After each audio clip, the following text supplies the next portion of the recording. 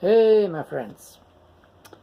Um, One of the greatest political philosophers of all times was the Swiss French thinker Jean-Jacques Rousseau. I like him. I like him very much. He's extremely intelligent.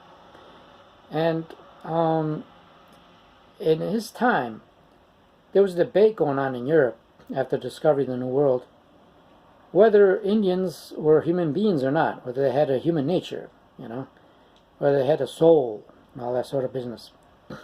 Now, Salazar, who was a Spaniard and a Jesuit, and well respected amongst the Catholic circles, said that no, Indians, I don't think they're humans, they're savages, they're subhuman things, and so it's okay to kill them, So that's why all these explorers from Spain and all that, when they got to the New World and South America, and all, just simply shot the Indians, because they said, well, they're not human, they're like animals. You can hunt them down. And but Salazar had his doubts. He said maybe they might be human. You never know. So it's better to, in case of doubt, baptize these Indians, to save them if they're human, and then shoot them. Okay, so that's what they did. And Jean-Jacques Rousseau, he was furious. I mean, he was, indignated. He said, what are you people crazy? These are human beings. And they're not subhuman beings. Actually, they're suprahuman beings. They're more human than the Europeans, And in his books, he said, if an Indian and a European were looking out on the ocean, the Indian had such a fine vision. He could spot the ships coming, hours before the white man could do that. He could run miles, and the white person would just give up halfway to its destination. He had all these kinds of great abilities, And so he said, the Indian is not, he's above us, above the white human. And so Jean-Jacques Rousseau he was rejected by and persecuted by a lot of people for saying these kind of things, for defending the Indian. Another thing he said too was, because he was one of the best lawyers in Europe, and he knew international law. He said slavery is illegal. It's always been illegal, right from the beginning of time. Now, so he explained, why does slavery exist? Why did it exist to begin with? Because he said kings would go to war. Kings were 90% and 95% of the wars in history were all for greed. One king fighting against another king, one emperor against another emperor, whatever, one prince against another prince.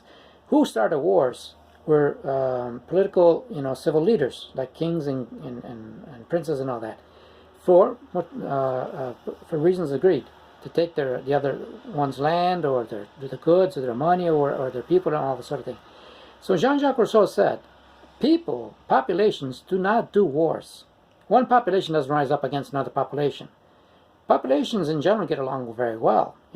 Who starts wars and does wars are these crazy leaders. And the people are in the middle of it. So one king invades another king and all that. As part of this war plan, when he comes before the conquered population, he can do one or two things. He could massacre and kill all the people, or he could just take them away to slavery and make them work for him. But they always chose the second option. All right.